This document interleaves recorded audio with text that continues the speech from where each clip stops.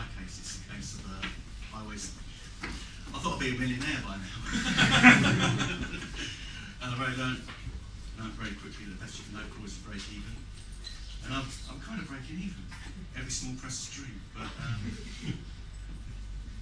well, it's like any creative endeavour, I suppose. It's like you get really focused and into it, and you forget about who's going to read it. And then when you're eventually having to hawk your web,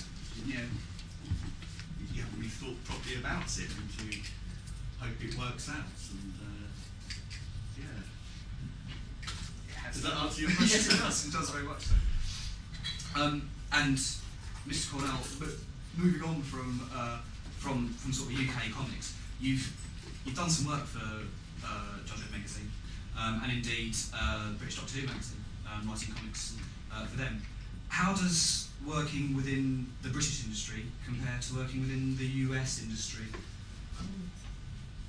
It's hard to say. I can't think of any cultural differences really. It's really interesting. In the States, Marvel and DC have separate cultures and separate ways of doing things, but it's really hard to pin down exactly what those differences are. Marvel are slightly more laissez-faire. They will subject you to the what the free market is doing. So they will They will have less editorial, but they will cancel your book after 5 issues. DC have slightly more editorial, but they will let it run for much longer. It's not as simple as that, but there isn't really a great deal of difference between them. People assume that Marvel and DC have vastly different cultures, and they really don't. They also assume that they're at each other's throats, and they're really not. In Britain, every editor I've worked with has been kind of supportive and lovely. I owe John Freeman at Doctor Who magazine a great debt, who really taught me how to write comics to some degree back in the day. And if we may dwell on Doctor Who for a few moments, obviously you're intertwined with Doctor Who in fandom's consciousness, with your work in Virgin New Adventures and onwards all the way through to the new TV series. But one common thread between the two of you, aside from the fact your name's Paul, is that Doctor Who does feature relatively prominently in your work. There's No Time Like the Present. Cliff is a big Doctor Who fan. Also, in a funny way, you can draw allusions to Doctor Who from some of your work. So, for example, Action Comics is one man travelling with a female companion, an eccentric genius. And he uses his intelligence and wit and his Dirty Grace power suit to get through. Yeah. And Mr. Rainey, obviously, with those characters, and the Ultranet and ideas of time travel. How has Doctor Who influenced your comics writing? Thank you. I wouldn't say much at all. I'm kind of conscious that this might be a subject that came up, and actually I was never really into Doctor Who, particularly when I was growing up. Sorry. They didn't like that. I can't remember any story I ever followed when I was growing up. And I thought, why is that? And I realised it's probably because there were like 4 parts, weren't they? And I thought what probably happened was I'd watch a 25-minute episode and go, I have no idea what's going on, but Tom Baker's quite You really like the new series that wasn't done in one. Well, that's the thing. Episode called When I started, Blood, There's No Time Like the Present, Cliff was, well, he's based on a real person actually, but I was fascinated by, I wanted the character who was into something I didn't hate it, but I wasn't that bothered about it. You're not doing well so far. We can edit this out. I started coming out. And but it was about 6 months before Russell T Davies' thing, and when it came back on, I watched it, and I thought, oh, this is really good. And so I would say I'm more fond of the new Doctor. I really like the new Doctor Who, I really enjoy it, and it's probably, I think it's the best TV drama we've got in this country at the moment. So there, I've brought it back round. Doctor Who is so huge for me. It's I always say it's not my favourite TV show. It's a lifestyle choice. It's sort of shaped everything about me from a very early age, and is responsible for almost all of my professional gigs. In that, it sort of got me writing prose as fan fiction, comics, and television. I started writing episodes of Casualty for the BBC because, in case Doctor Who ever came back, so I would be able to write for it. It's enormous in my life, and it sort of taught me everything, really. And this is, it's got to a point now where I feel I sort of should let it be in the past and go out and do some things, differently away from that. But it's still, it's still Doctor Who.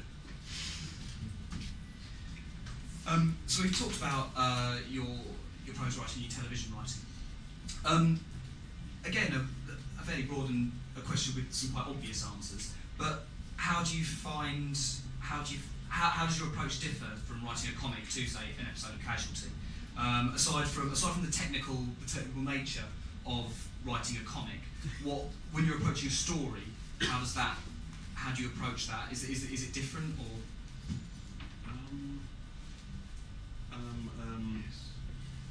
Yes. I think it's apart from the technical differences between the medium, as you say, the media. What is there else apart from that? It's writing in different mediums. Why am I saying that? It's awful. Writing in different media is really difficult. You're switching between them. Your brain has to make huge sort of gear changes, and especially comics and television, because comics is sort of like frozen television. If you write in a panel description to an artist, and I've done this in the past, he walks out of the door and shouts from the other room. What am I drawing here? Am I drawing a blur of him walking out of the door? And especially, you can't. You have to break down emotions. You don't do two emotions in one panel from one person. In the 1950s, they would just handle that by having two faces with blurred lines between them, but that's not really done now. But but the way you write in television, which is all flowing, you have to, in comics, to break up into really staccato frames.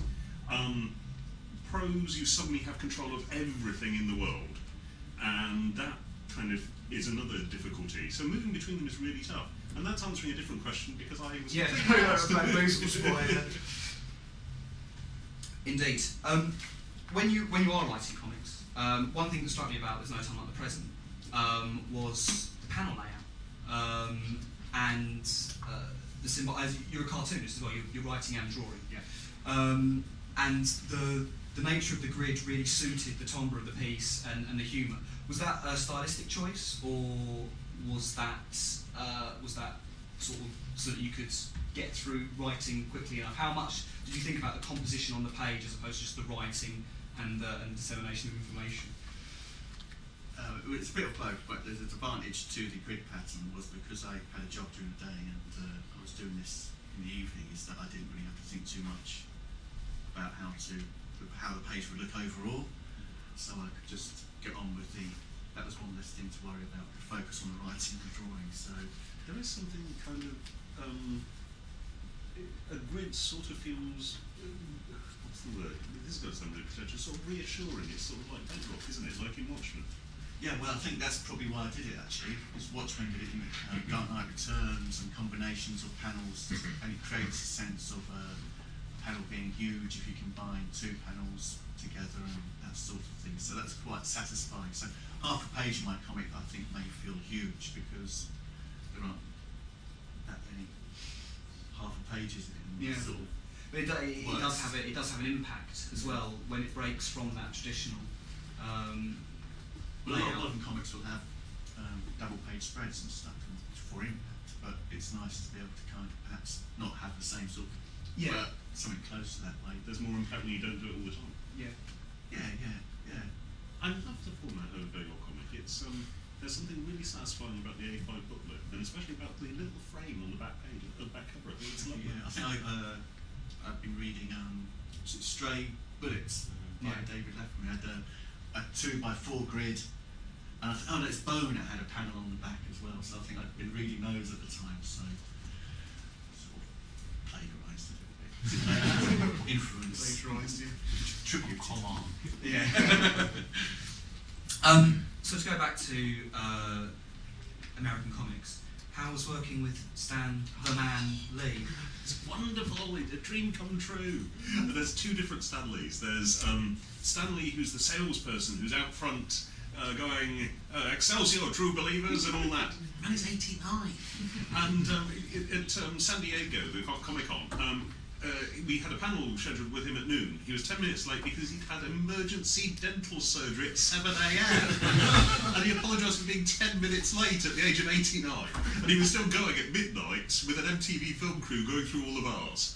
And, my dad is 89, he sits at home watching Deal or No Deal. I think with Stan you get the wonderful feeling that his professional career started when he was my age now, when he was in his mid-40s. And that he's had an entirely different life, starting at the point where most people have sort of settled into what they're going to do. And in public, he's this ball of energy. In private, he's still really nice, but he's incredibly precise. Behind closed doors, it was, you need to do this, this, this, this, and this. And still a really nice man, but people think he's kind of hand-waving the boom titles past, and he's so not. I've had hour-long editorial phone calls from this guy. You know, he's written a lot of the dialogue, he's laid out the plots. In those editorial phone calls, I'm like a rabbit in headlights. It's like talking to Santa Claus. But yeah, it's just a pleasure to have met him and to have, to some degree worked with him. And I think he's actually undervalued, if anything. You know, in terms of actually being one of the great children's storytellers and coming up with all these concepts that have kept going so long. You know, people say that his artists were undervalued. I think we value them way enough now. I think it's Stan's turn to be valued a bit. And the fact that he's now found this new medium of Twitter, which is made for him. My goodness, is that made for him? And Mr. Rainey, you write your own comics and draw your own comics, you're a cartoonist.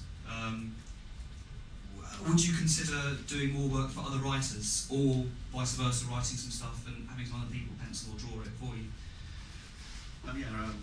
I did a strip for Jan, which is written by Roel Hurst, and I've got a strip in the next issue of West, which is written by Andrew Cheverton. Good. I really enjoyed yes.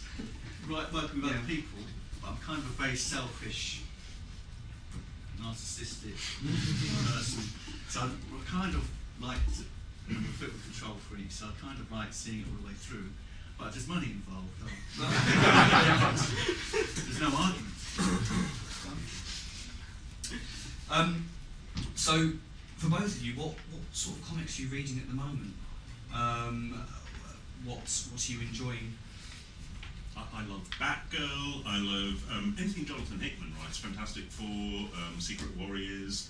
I thought the Fantastic Four big issue recently was just tremendous because he spent the last year building to it.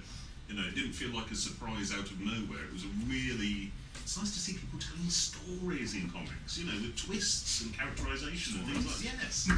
And I loved Georges Jeanty on Buffy, written by Joss Whedon. What else is good out there? There's all sorts of things. I'll keep mentioning them from time to time as they come into mind. Oh, The Unwritten, Mike Carey. Fables. I think Fables is the best comic on the planet. I think Bill Willingham's an absolute genius. Stuff. I get Fantastic Four Adventures, the Panini reprint. I've got Sean Azzopardi's comic I read recently, which is really good. 12-hour shift. I really enjoyed that. There's Ollie's stuff. Ollie Landon, really good.